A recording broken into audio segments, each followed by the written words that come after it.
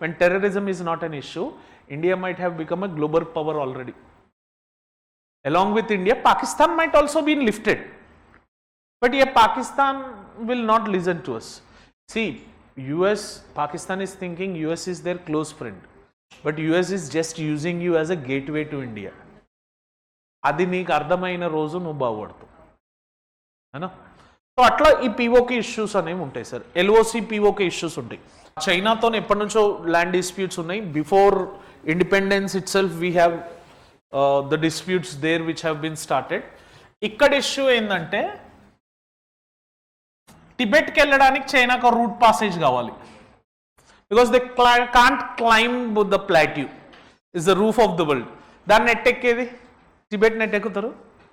So వాడు ఇటు నుంచే పోవాలి.